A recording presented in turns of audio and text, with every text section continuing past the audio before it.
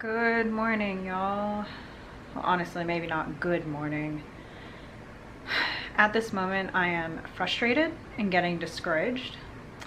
What you see before you is yet another failed attempt to access my port.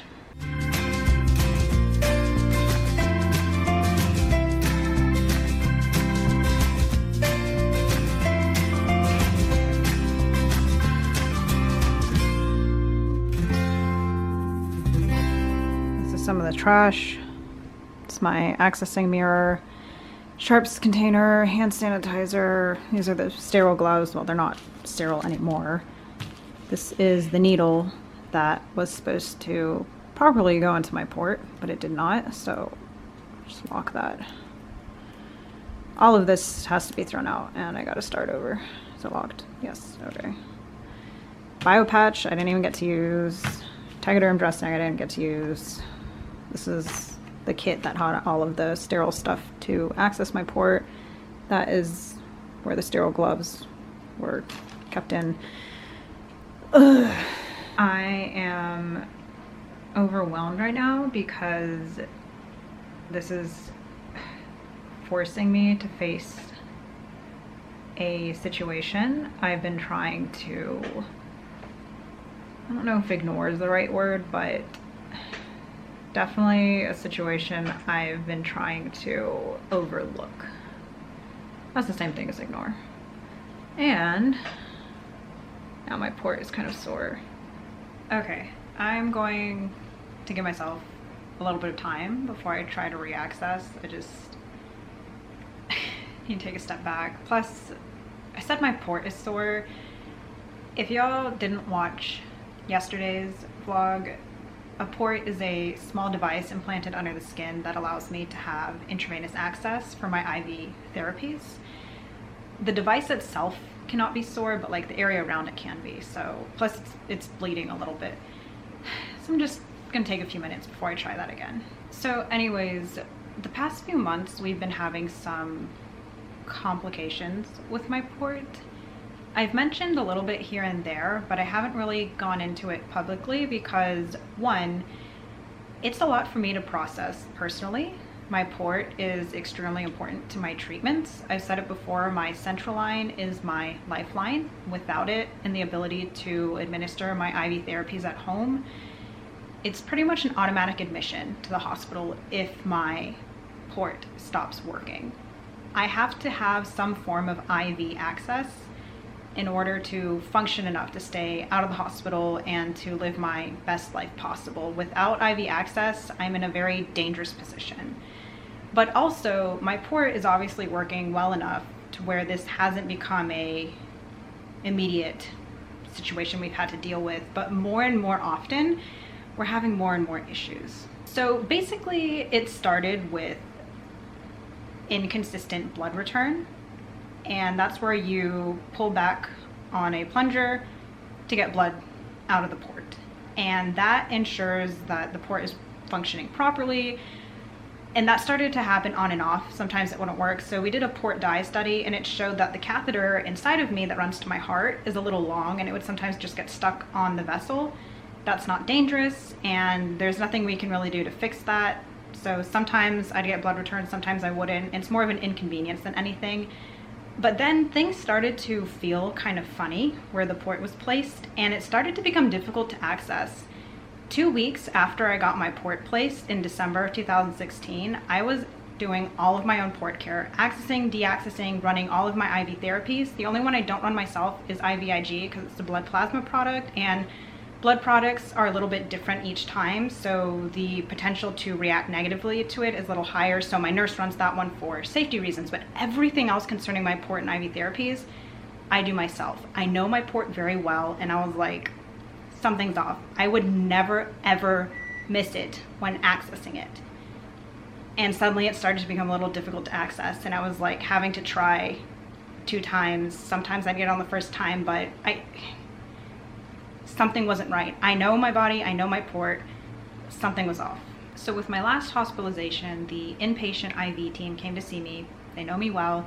one of the head guys evaluated my port, and unfortunately it is starting to invert, which basically means it's starting to flip.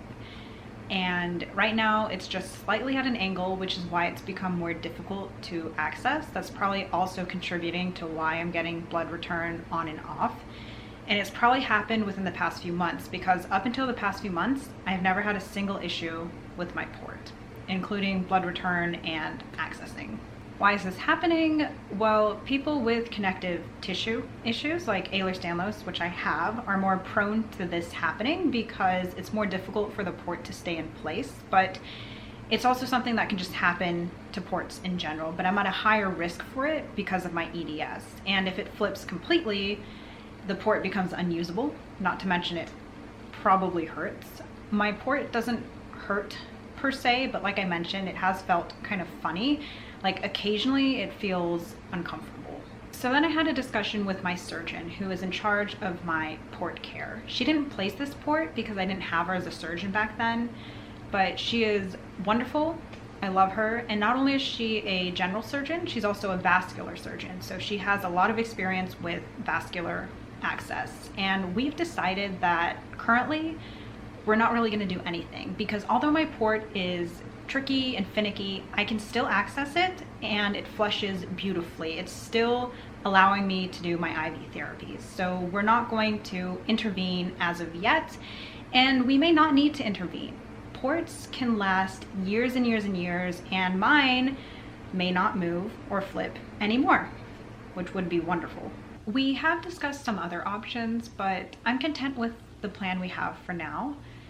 Although it is a really concerning situation, obviously I'm very reliant on my port, and hopefully in the future I won't be, but right now this is my reality and I need my port to work. I need venous access, but I know if something happens, my doctor will be there for me immediately. I won't be left to struggle, which I'm very thankful for. So, you know, I'm just gonna keep moving forward and we'll watch for changes and handle them as they come, but hopefully my port will stop moving